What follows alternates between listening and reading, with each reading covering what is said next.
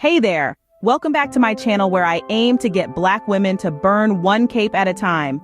The hard wig soft life rhetoric has been spreading around on social media, particularly among Black women. The term pertains to the state of the wigs of Black women who live soft lives by virtue of dating to marry rich or married rich to men who happen to be white most of the time.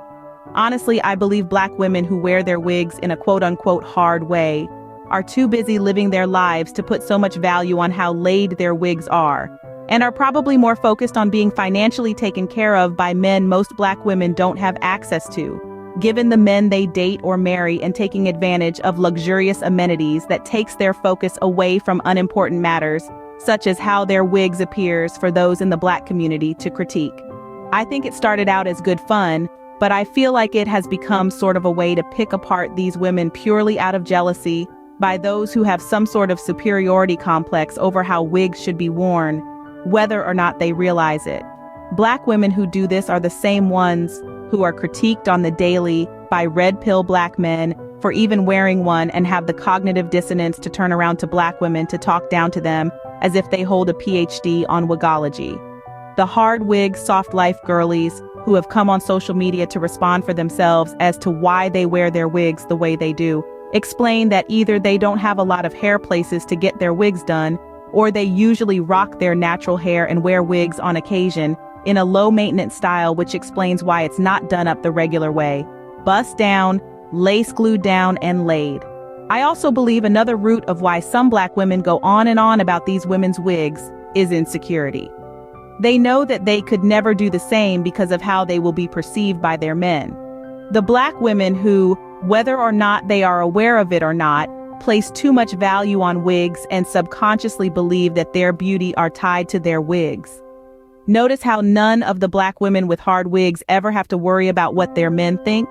That is because so much of what we place high up for beauty, like hair, clothing, etc., comes from how we think men we are attracted to respond to them.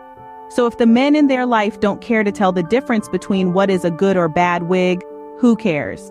Their men most likely don't care what is on top of their heads and can just acknowledge how beautiful they are, no matter what's on top of their heads. And if more women felt comfortable to do the same as these women, I don't think anyone would really care that much. Some Black women are using the argument that, in the eyes of white men, the state of a Black woman's wig tells them that they are not accepted in their own community. Like, do y'all not hear how crazy y'all sound? Y'all are verbatim pushing the narrative that wigs are seen as an integral part of a Black woman's beauty and perceived to be a status symbol, upholding the notion that the state of a bundle of hair holds a greater importance even over your natural hair. I'ma need y'all to burn the cape for the hold wigs have on y'all purely based on the fact that it just isn't healthy to uphold this level of obsession over wigs, to the point that some of y'all cannot leave the house without one, especially for social events, etc.